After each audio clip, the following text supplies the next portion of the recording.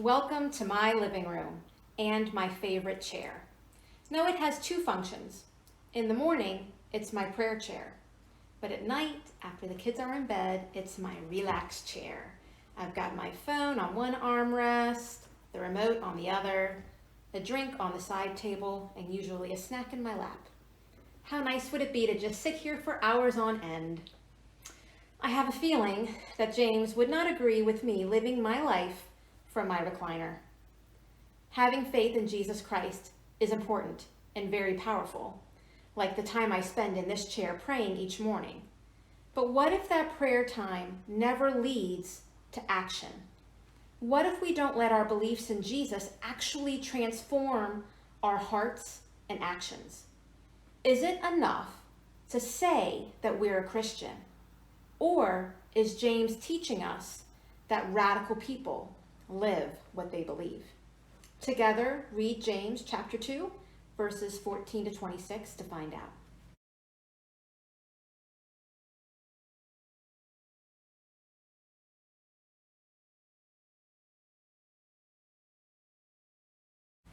James comes out swinging in these verses. He's telling the reader, you can't have faith without works. You really can't be a true disciple of Jesus without living it out. He's basically using logic to say, how can you show me your faith if I don't see it in your works?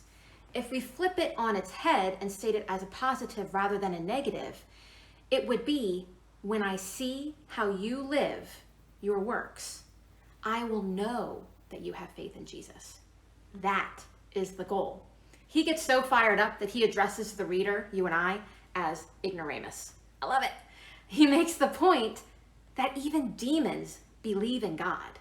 So what differentiates us from them is how we treat each other, how we live. We're learning together how to radically live like Jesus.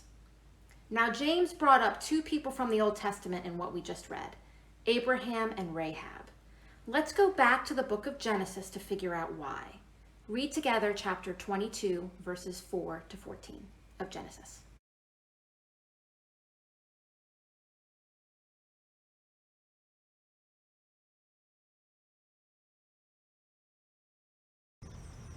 Sometimes Christian art gives us a slightly incorrect interpretation of this particular passage about Isaac and his father Abraham.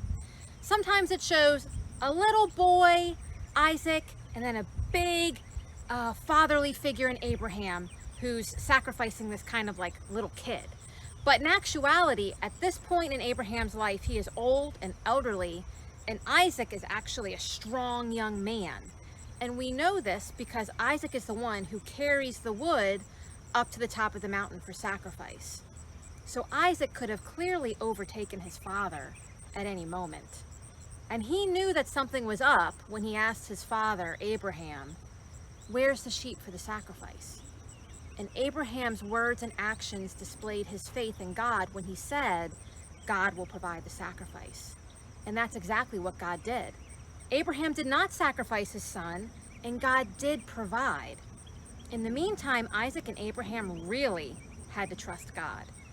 And I think James points to Abraham and Isaac to remind us that living our faith in God radically takes trust in God. And our God has proven himself to be trustworthy. To live what we believe takes trust because it's going to be hard. I know you know this. Choosing not to go to certain parties means that we're trusting God to surround us with better friends. Choosing to only have sexual relationships with your spouse means that we're trusting God to give us the courage to live out a life of heroic virtue. Choosing to give what we have to the poor means that we're trusting God to provide for our needs as well as theirs.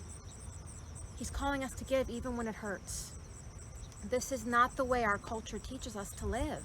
So if we're going to live like Jesus, we really, really, really need to trust him. I remember when I was probably, 11 or 12 years old, my best friend had invited me a couple different times to go camping with their family or go on ski trips for the weekend. And my mom would always remind me, if you go on those trips, you'll miss Mass. So I never went. I gave up the weekend with my friend so I could go to Mass with my family. But looking back, I don't regret that choice, but now I wonder what would have happened if I had asked her parents to take me to Mass. Or whether my parents could have maybe found a Sunday night late Mass or something like that so that I could still go. About a year ago, I was at Mass at a church down in Damascus, and I saw my best friend's dad on the other side of the church. I never knew he was Catholic. What if I had asked to go to Mass with them all those years ago?